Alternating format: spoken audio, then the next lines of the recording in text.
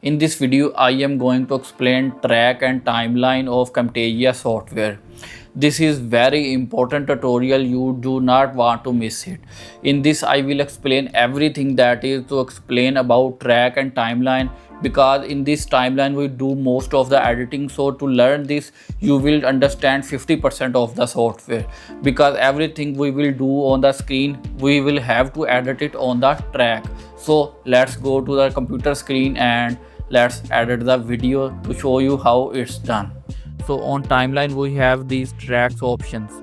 So we can zoom in and zoom out like this, or we can hold control and do this with mouse scroll, and we can zoom in and zoom out of our footage. So currently we have 3 tracks on here. We can right click and remove the tracks too if we want, and we can add more tracks if we need it.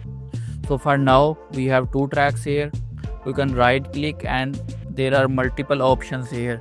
You can insert track, move track up and down, like you have something here, for example this video on top. So now as you can see, this video on bottom and this video on top, but if I right click and move track down, now you can see it have been now reversed.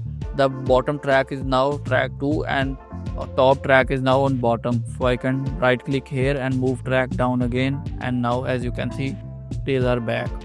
So that's how we can move the tracks.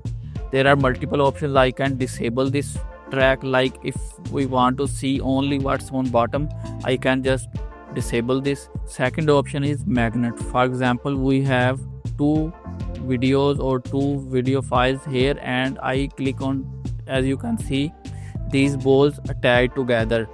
This will not leave any empty space, it will attach together, and this option is not used by much, so I don't use it. We can also lock the tracks so I don't accidentally delete something. For example, if as you can see now, I can't select this one. So if you unlock it, now I can delete this one, but if it's locked you can't delete it. For now let's unlock it and let's bring it to the start and lock this. Now for example, I want delete something here and I click on delete. You can see this track have been deleted here from here, but it is untouched. So that's how we use the lock option. So you can click and drag to make tracks bigger or smaller, and if there is audio, you can see the maximum audio waves. So mostly we edit by watching the audio waves. So when there are audio waves, sometimes we need to make it bigger so we can see the exactly where we need to cut the video off. So now let me explain timeline options. Now we have only one footage on our timeline. Let's suppose I want to delete from here to here. I will click on the red part and drag this, and now if I click on this cut icon, scissor icon, it will cut that part. And if I move this, you can see there is a line have appeared here. It means we have cut from this part. You can delete this like this. So that's how we delete. And there is an option called ripple delete. For example, if I try this and press delete, as you can see this part have been deleted, but this part haven't joined this one automatically. So but when it's automatically joined, it's called ripple delete. So that is the difference between ripple delete and normal delete. In normal delete, part is deleted but it's not joined automatically, but in ripple delete it's joined automatically. So that's the difference between these 2 options. So this is copy and paste. I can Control C and Control V, and this file is now here, duplicate of this one. And I can also cut this, Control X and Control V. So like this we can do this. And if I this part have been selected and I need to move out of it, just double click and this will here. So now we can play the video by clicking here or pressing spacebar or pressing L key. You need to see right here, it's now playing in 1x speed, but if I press L key multiple times, it will increase the speed 2 times, 3 times, 4 times, 6 times.